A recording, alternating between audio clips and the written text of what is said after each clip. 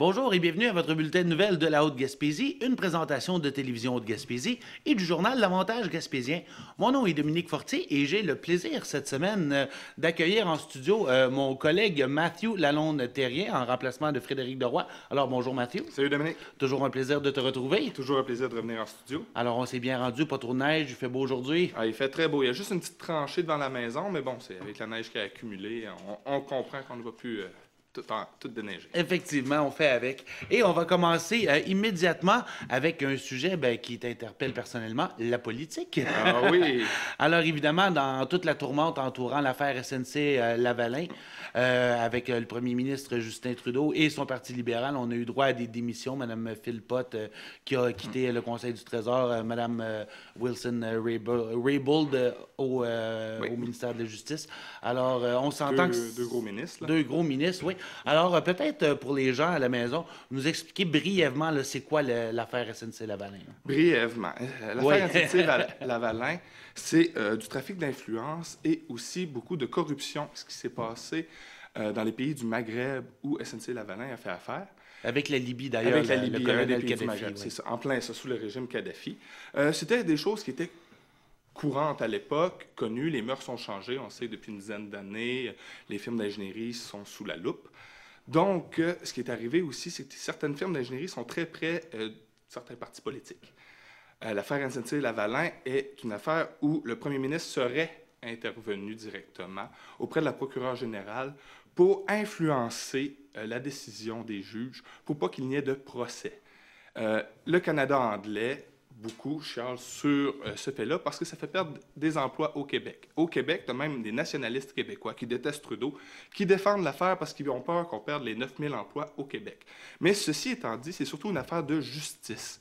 Parce que là, tu as un premier ministre qui aurait fait pression sur la ministre de la Justice, la procureure générale du Canada, pour intervenir dans un dossier potentiellement criminel. Parce que dans le fond, ce qu'il faut comprendre, c'est que s'il y a un processus judiciaire, SNC-Lavalin pourrait perdre ses contrats fédéraux, donc on s'entend qu'il y aurait des mises à pied massives. Il y aurait des mises à pied massives, non seulement ça, mais la compagnie SNC-Lavalin a explicitement dit qu'elle déménagerait à Londres, ce qui fait dire qu'on perdrait un autre siège social et des emplois ici.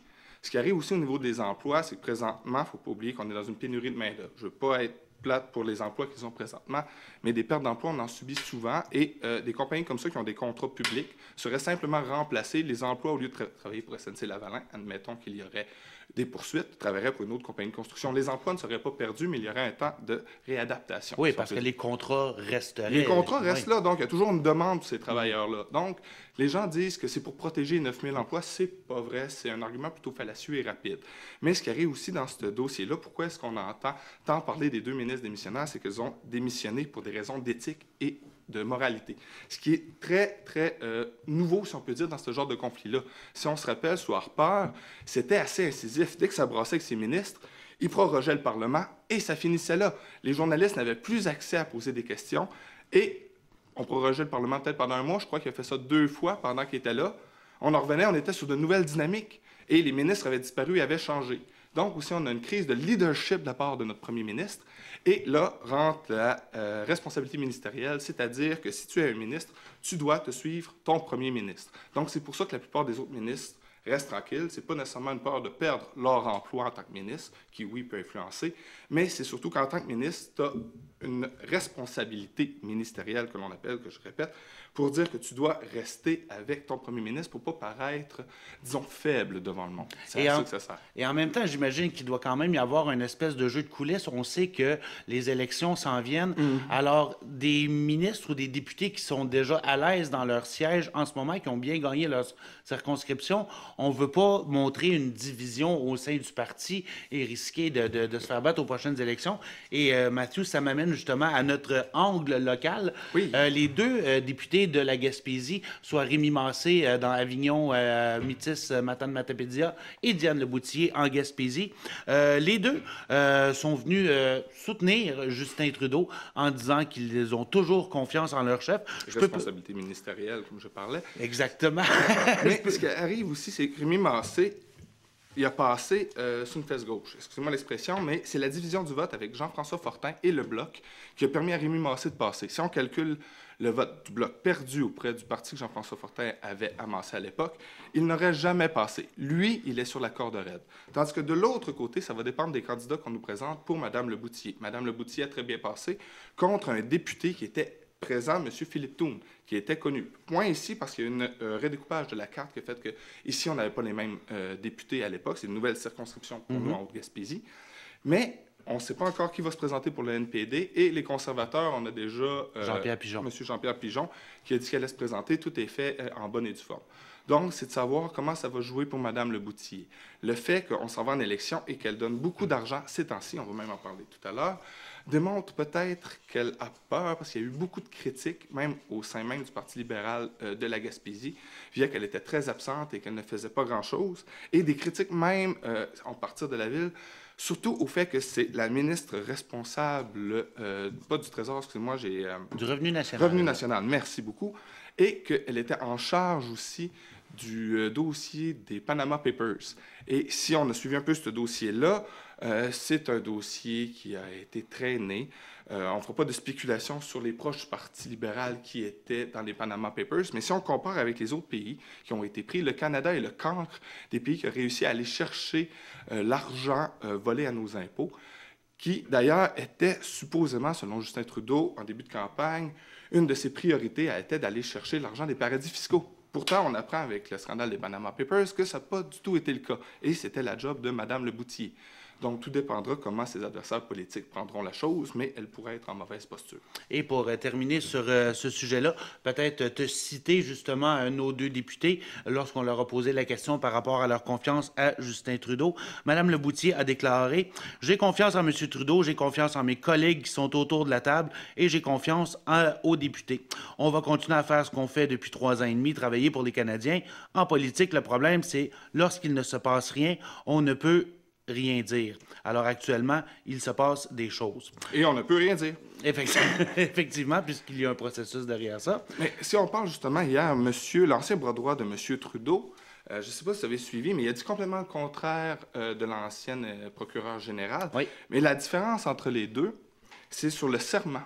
M. Botts, je crois. Oui, Gérald Botts. Gérald Botts, le nom de famille est facile à retenir. M.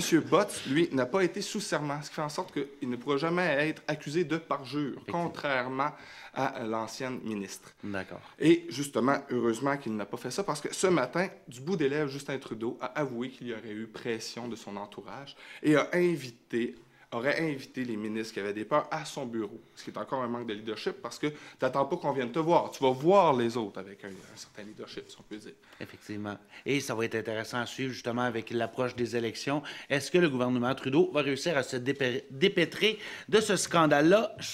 8 points à l'échelle nationale en 2 semaines. Oh, ça va faire mal tant que les adversaires vont continuer à en parler. Mais les gens oublient vite. Il ne faut pas oublier ça. Mémoire de 2 mois en politique. Effectivement. Alors, on revient sur la scène un petit peu plus locale. Ici même, à Saint-Anne-des-Monts, on apprenait, pas plus tard que lundi dernier, que Steve Dumont allait succéder à Carole Dugas à titre de directeur du service incendie de Saint-Anne-des-Monts. Bien qu'il soit embauché par Saint-Anne-des-Monts, il aura sous sa gouverne l'ensemble des casernes de la Haute-Gaspésie, de Capcha jusqu'à Madeleine. Alors, M. Dugas prend sa retraite après 40 ans au service incendie. Et un petit fait intéressant, M. Dugas, lorsqu'il est arrivé à la direction du service incendie, il succédait à son père. Alors, c'était une dynastie de Dugas qui était à la tête du service incendie. Alors, on peut peut-être mentionner brièvement la carrière de Carole Dugas au sein du service incendie. C'est lui qui a été en charge, justement, de dealer, pardonnez-moi l'expression, avec les fusions municipales dans les années 2000. Alors, il a fallu, justement, réunir tout ce beau monde-là. C'est aussi sous sa gouverne qu'on a vu la création d'un centre d'entraînement pour les pompiers, l'acquisition d'un camion à échelle, de l'équipement de sauvetage hors piste et également un schéma de couverture incendie qui a été réalisé en collaboration avec Yves Coulombe. Bref, alors, c'est lui qui a modernisé notre service de pompiers. Oui, tout à fait. Et de son propre aveu, j'ai eu un long entretien avec lui. Il me disait, quand j'ai commencé dans les années 70, eh bien, on embarquait en arrière du camion accroché après un poteau et... Comme dans les films un peu rétro. Effectivement, c'est ça. Donc, les choses ont beaucoup changé en ce qui a trait à la sécurité. Il dit, par contre, les normes à respecter et pour être à jour avec tout, c'est rendu un processus administratif excessivement lourd, comme dans un peu toute la société. Tout s'est alourdi. Effectivement. Alors... C'est le problème des démocraties. Tout simplement, quand on parle, on a une bureaucratie qui est lourde, c'est normal. Quand on a une démocratie, on a une bureaucratie plus lourde. Effectivement, voilà. Mauvaise nouvelle pour la municipalité de Captcha, eh bien, elle perd sa dernière épicerie. L'épicerie Roland Pelletier et Fils, qui avait pignon sur rue depuis 1963, ferme ses portes. Alors, on évoque la compétition du côté de Matane, évidemment, qui est venue gruger une bonne partie des profits avec le Super C. On se rappellera, le métro de Matane avait été remplacé par un Super C. Alors, avec cette disparition-là et celle du IGA il y a quelques années, ben, ça commence pratiquement à ressembler à un désert alimentaire côté grande surface, puisqu'il reste, à part les quelques épiceries de quartier, il reste le métro. Il y a quelques, on parle de Civic ou d'autres endroits un peu comme ça, qui sont agrandis depuis que le IGA est parti, mais ça reste que pour desservir toute la Haute-Gaspésie, on n'a qu'un seul métro. Les monopoles font en sorte que les prix grimpent. Ce qui devient difficile, on est une des régions les plus pauvres au Québec. Ce qui fait que c'est difficile pour les gens ici. Il y en a beaucoup qui vont à la Matane. Ceux qui ont les moyens de transport s'en vont à Matane. Ce qui fait que ici, c'est plus difficile. On s'entend aussi que l'épicerie qu'il y avait à Captcha, on ne retrouvait pas tout. C'était quand même une bonne épicerie pour le coin. C'est dommage de la perdre. Il nous reste seulement le métro. Il va y avoir encore probablement plus d'achalandage au métro. Et ceux qui fréquentent souvent savent que le stationnement est un peu difficile.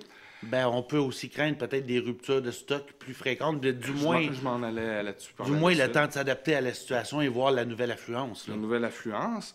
Puis aussi, ben, c'est une perte d'emploi. C'est une perte... Pour Matane, c'est pas simplement une petite épicerie qu'on perd. Pour Captcha, oui. Pour Captcha, excusez-moi. J'ai-tu dit pour Matane? Oui. Excusez-moi, j'étais encore le bout pour Captcha. C'est quand même une entreprise qu'on perd qui est importante, c'en est une autre. Et ça va...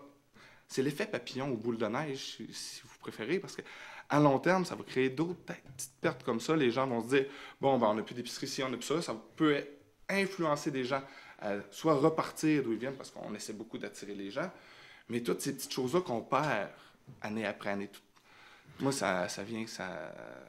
Et ça vient rejoindre les paroles d'un grand sage que tu as côtoyé, Gaétan Lelièvre, qui disait « Ça prend les conditions de base pour qu'une population puisse s'épanouir. » Et là, ben, ça, on a la base. La base commence à être difficile. Alors, on enchaîne rapidement, puisqu'il reste encore plusieurs sujets à couvrir. On va parler brièvement de la traverse Matane-Bécomo-Godbout, qui est pratiquement devenue une risée en soi, effectivement. Alors, on sait que le navire Apollo qu'on voit à l'écran en ce moment avait percuté le quai de Godbout il y a quelques semaines. Alors, on apprenait qu'il était maintenant réparé et prêt à retourner en mer pas plus tard qu'aujourd'hui, mais finalement, ben, les réparations ont entraîné des nouveaux problèmes, alors il restera à quai. Il n'était pas étanche. Il n'était pas étanche. Il paraissait bien beau de l'extérieur, c'est réparé, mais il n'était pas étanche. Alors, Matane, nous avons un problème et ça se poursuit. Alors... la meilleure chose qu'on peut donner comme conseil aux voyageurs, c'est visiter d'heure en heure le site de la Société des traversiers, puisqu'il y a des rebondissements pratiquement quotidiennement. Mais c'est un bon temps aussi pour commencer à faire des pressions pour les aéroports et les voyages aériens. Les billets coûtent très cher et là, on voit le besoin qu'on en a régional, intra-régional. Ce serait un bon moyen pour nos élus d'essayer de montrer un autre côté quand un moyen de transport qui coupe le fleuve au complet, qui est brisé pendant quoi? 1 mois, 2 mois, 3 mois? La saga a commencé juste avant Noël. Juste avant Noël. 3 mois et demi environ. Ce serait le temps aussi qu'on commence à penser aux autres moyens de transport pour aider la région aussi et aider les gens qui traversent. Parce qu'on regarde la navette Montjoli-Bécomo, ça prend 10 minutes. Mais on doit faire 1 heure de route pour se rendre, puis on doit se rendre 45 minutes avant le départ. Donc, finalement, ça prend plus de temps de prendre l'avion qui devrait prendre 10 minutes. Bref, c'est toute une histoire à suivre. C'est toute une histoire. 4 clubs de motoneige et de VTT de la Haute-Gaspésie se partagent la somme de 117 540 $. Alors, ça fait suite aux annonces fédérales qu'on avait eues de la part de Diane Leboutillier la semaine dernière. Cette fois-ci, c'est le ministre des Transports, François Bonnardel, qui en fait l'annonce. Alors, on parle cette fois-ci de 2 2 clubs en Haute-Gaspésie au niveau du quad, donc le club quad de la Haute-Gaspésie et le club quad Les Deux Forts, ainsi que les clubs de motoneige de Tourelle. Et j'oublie le deuxième... Mont-Logan, excusez-moi. Mont-Logan. Alors, ça fait quand même des bonnes sommes, justement, pour assurer l'entretien des sentiers. Quand on pense aux retombées économiques, ben, c'est une bonne oui, nouvelle. surtout pour la région ici. Là, on sait que l'hiver dure 6 mois, donc on a besoin d'une bonne piste de quad là, pour attirer les gens. Puis, on s'entend aussi que c'est un des plaisirs chez nous d'aller faire des rails dans le bois. C'était le temps qu'ils mettent de l'argent, parce que je dois vous dire, il y a 4 ans, j'ai travaillé pour le député, on parlait déjà de vouloir mettre de l'argent là. On n'avait pas une écoute du gouvernement libéral en place. Là, c'est du gouvernement libéral provincial, je parle, à ce moment-là, parce que les deux paliers jouent aussi, les deux paliers de gouvernement provincial et fédéral jouent dans la mise en place des pistes à travers le Québec. Oui. Et là, c'était plus que temps. C'est toujours quand c'est les élections, malheureusement, que ça arrive. Une prévisionniste de CAPCHA qui travaille chez Avalanche Québec, Julie Leblanc, s'implique comme mentor auprès des jeunes de 14 à 30 ans sur la plateforme Academos. Qu'est-ce que la plateforme Academos? Je le vois dans tes yeux, Mathieu. Oui, je me posais la question. C'est un site web où les jeunes qui sont en recherche d'emploi, qui se demandent quel métier choisir. Alors, ils vont sur cette plateforme-là, ils consultent la liste des mentors. Alors, on voit, par exemple, Julie Leblanc, prévisionniste chez Avalanche Québec. Il la contacte par clavardage et lui pose des questions. L'échelle salariale, qu'est-ce que tu fais comme emploi, qu'est-ce que ça demande comme étude. Bref, c'est une plateforme pour les gens. Ça remplace un peu le service d'orientation dans une école. On peut aller contacter directement des professionnels pour poser des questions de tout ordre, histoire de savoir comment mieux s'orienter. Vive le développement des technologies de l'information et de la communication. J'aurais aimé ça, avoir ça à l'époque où je cherchais un emploi. Quand j'étais plus jeune, je me disais, je vais en sciences humaines, sciences nature, mais avec ça, j'aurais pu savoir... j'aurais jamais fini peut-être en politique. Je voulais m'en aller archéologue à l'époque. Oui, il y a peut-être plus d'ouverture en politique qu'en archéologie. Oui, c'est pour ça que j'ai changé de branche. Une bonne nouvelle pour l'Est du Québec et pour Sainte-Anne-des-Monts. Simon-Olivier Gasse a remporté 3 médailles d'argent en haltérophilie aux Jeux du Québec qui se déroulaient dans la capitale nationale. On le voit ici en compagnie de son coach Serge Chrétien. Lorsqu'on voit ce petit bonhomme-là à lunettes, on a de la misère à croire qu'il est capable de soulever facilement 50 kilos. Eh bien oui, c'est le cas. Alors, félicitations Simon-Olivier Gasse. C'était sa 2e participation aux Jeux du Québec. Cette fois-ci a été la bonne. Il décroche l'argent autant au cumulatif qu'à l'arraché, qu'en épaulé jeté. 3 médailles d'argent. Bravo. Félicitations à Simon. Tu as raison, il est tout petit, tout chétif. Il doit avoir une grande force intérieure. Effectivement. Et on termine les nouvelles avec l'équipe Bantam A de la Haute-Gaspésie qui a fait belle figure au dernier tournoi Pistolo. Ça se déroulait à 3 pistoles. Et ils se sont rendus en finale. Alors, ils ont eu quand même un très, très beau parcours en remportant plusieurs victoires, mais malheureusement, ils ont dû s'éteindre en dernière ronde de la finale par la marque de 1-0. On s'entend que c'est respectable. C'est très respectable, mais très décevant quand tu es un joueur. Et tout à fait. On peut saluer peut-être la performance de Léo Charles Aubé, qui était leur gardien de but, qui a permis en tout et partout 5 buts en 4 rencontres. Donc, on s'entend que c'est assez exceptionnel. Et sur ce, mon cher Mathieu, on prend une courte pause et on revient immédiatement après avec notre invité de la semaine. Alexis, c'est un petit gars très actif, toujours souriant. C'est un petit garçon qui a beaucoup d'énergie, donc des jeux pour lui, c'est important pour dépenser de l'énergie. Il aime beaucoup, il y a les jeux d'eau qu'il aime, aller jouer au hockey-ball, aller faire du vélo avec les amis. Il y a le soccer aussi qu'il aime beaucoup. Alexis, c'est un garçon très enjoué, fonceur. Très ordonné. Ces petites autos, il sait tout ce qu'ils sont. Tu vas lui demander telle petite auto ce qu'elle est, puis il va te le dire tout de suite. C'est vraiment remarquable, même. C'est un petit garçon qui ne veut jamais déplaire. Un jour, je voulais monter sur le tracteur à gazon. Le chauffeur m'a pas vu et les lames ont coupé ma jambe. On a appelé l'ambulance, puis on a monté, nous autres, à un hôpital le plus proche pour les soins d'Alexis, là. Ça, j'ai toujours essayé. Là, ma devise a tout le temps été « La vie doit rester le plus normale possible ». Alexis a toujours continué ses activités. Des fois, il faut adapter, mais tout peut se faire quand même.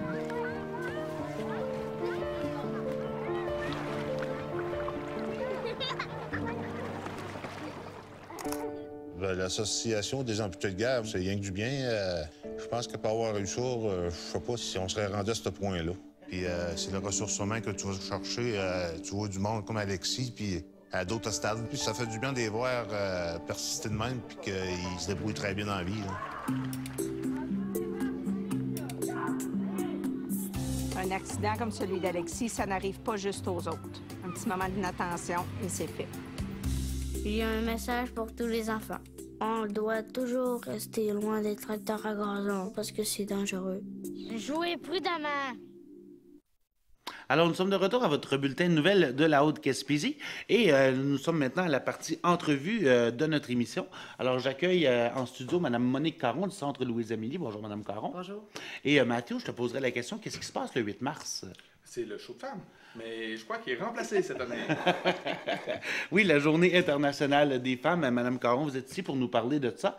Cette année, on a le thème « Le respect, ça se manifeste ». Alors, on sait que vous êtes en collaboration avec l'Alliance gaspésienne, donc c'est d'autres maisons de femmes à travers la Gaspésie. Je pense qu'il y en a une à Marionne notamment. À Maria puis à Pabot, Puis à qui sont Pabot. membres de l'Alliance gaspésienne. Et dans le cadre de la Journée internationale des femmes cette année, avec ce thème, le respect, ça se manifeste, comment on veut traduire ça ou bien exprimer ça à la population?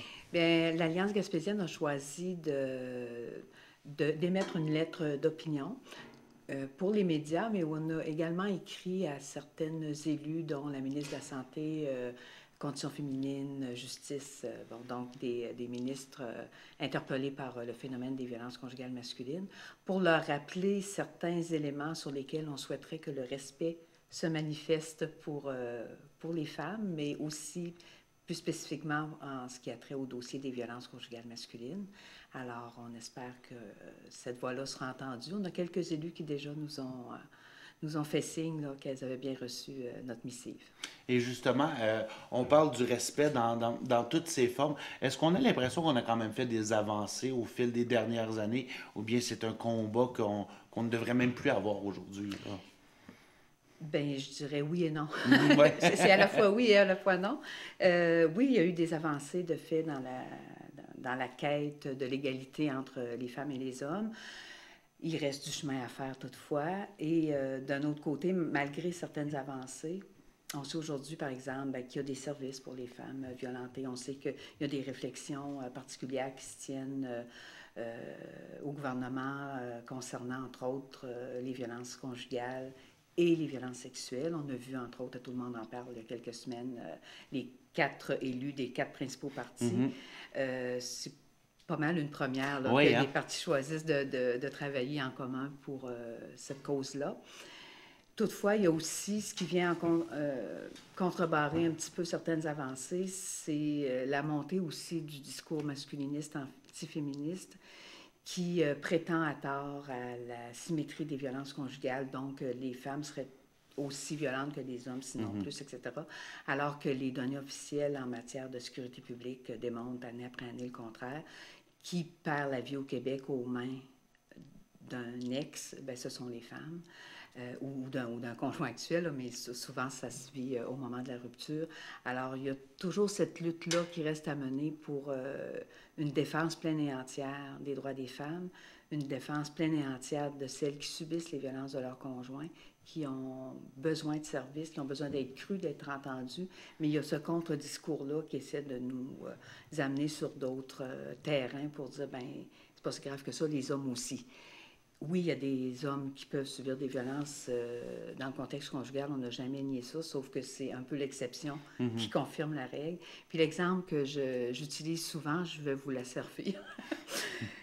C'est par exemple, quand il arrive un meurtre conjugal, on va parler de crimes passionnels, de tragédie, tout ça. On a de la difficulté comme société à mettre les vrais mots sur les vraies choses, donc à parler de meurtre, à parler d'homicide, ce qui est le cas dans ces situations-là, puis il y en a eu encore récemment. Là.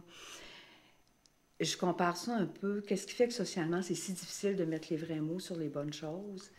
Par exemple, on va dire, Mathieu, tu prends quelques verres de trop au 5 à 7 ce soir, puis malheureusement, tu prends une mauvaise décision, celle de prendre ton véhicule pour t'en aller chez vous alors que tu n'es pas en état de conduire.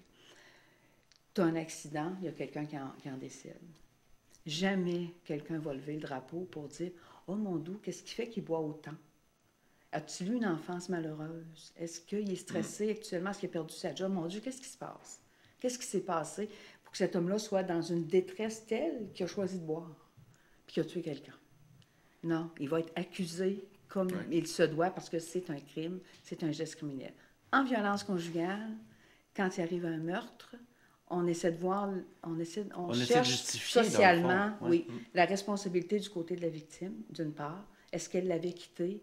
Comment ça se fait ça? Ah, c'était fait un nouveau chum, comme si ça justifiait qu'on se fasse tuer, de un. Puis de l'autre côté, on cherche du côté de l'agresseur, du meurtrier. Qu'est-ce qui pourrait, comme tu dis, justifier ce geste-là? Une enfance malheureuse, une période de dépression, de détresse, etc. Donc, c'est un discours qui nuit beaucoup, puis qui ramène les femmes dans un rôle où elles devraient comprendre et endurer jusqu'à ce que mort s'en suive, là, dans les plus graves cas. Donc, il reste encore beaucoup de chemin à faire. Tout ça pour, oui, tout à fait. Pour exprimer ça. Et quand on parle justement que ce soit des violences sexuelles ou de la violence conjugale en tant que telle, on sait que les femmes en sont victimes beaucoup, mais est-ce que cette montée justement du discours masculiniste là-dedans, ça provient de où? Est-ce que les femmes se sont trop fait entendre au goût de certains? Au goût de certains, sûrement, mais dans les faits, les femmes se font très peu entendre. C'est une infime minorité de femmes qui choisissent de porter plainte. Nous, quand on accueille une femme, puis que les violences qu'elle subit sont criminelles, là, menaces de mort, violences physiques, violences sexuelles, ce genre de... Parce que la violence verbale, se faire traiter de nom, tout ça, c'est de la violence conjugale, mais c'est pas criminalisable, là, OK? Comme psychologique, d'ailleurs. Oui, c'est ça. Fait que quand la violence qu'elle a subie a un caractère criminel reconnu par la loi, on les encourage fortement à porter plainte, mais c'est une infime minorité qui entreprennent une démarche judiciaire. Donc, les statistiques officielles en la matière, qui déjà sont très alarmantes, c'est juste la pointe de l'iceberg, parce que la majorité des femmes ne veulent pas porter plainte. Au dire de certains, elles le font trop, elles le font alors que c'est pas requis, que c'est pas justifié, mais c'est pas le cas. Au contraire, la majorité des femmes choisissent malheureusement encore de se taire, ce qui fait que ça contribue aussi à ce que l'ampleur du problème est mal connue également. Effectivement, et peut-être si le processus judiciaire n'était pas aussi lourd et pénible, ça encourageait. C'est sûr que le processus est difficile. Madame Caron, le temps file en bonne compagnie, on ne va pas le temps passer. Merci. Alors peut-être nous rappeler brièvement qu'est-ce qu'on présente cette année là, au niveau culturel pour la Journée internationale des femmes. On a un petit changement. Oui, on a un petit changement parce que déjà depuis plus de 15 ans, c'est le show de femmes qui est devenu une tradition annuelle. Toutefois, cette année, on le sait, c'est une bonne nouvelle d'un côté, la Maison de la Culture s'agrandit, fait peau neuve. Alors, elle n'est pas disponible pour le show de femmes et pour un spectacle de cette nature-là où il y a quand même une large brochette de femmes et de filles qui se succèdent sur scène. On a besoin d'espace pour les changements de décor, costumes et tout. Donc, il a bien fallu trouver une formule alternative. Donc, cette année, ce qu'on propose, c'est un spectacle d'humour avec Mélanie Ganimé, qui est une humoriste, on peut dire de la relève, mais qui est de plus en plus connue quand même.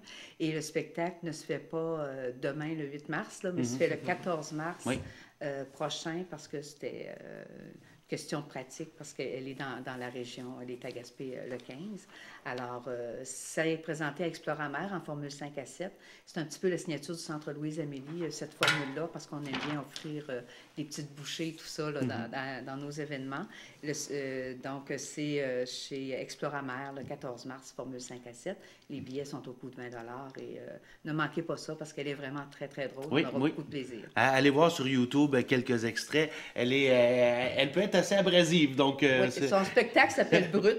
Oui, elle dit les choses comme elles le sont. Alors, ça résume. Effectivement. Alors, en terminant, 88 763 76 41, 88 763 7641 pour des billets. Merci beaucoup, Monique Caron, d'avoir été avec nous. Merci beaucoup. Et merci, Mathieu. Et nous, on se retrouve la semaine prochaine pour une autre édition de Nouvelles Haute-Gaspésie.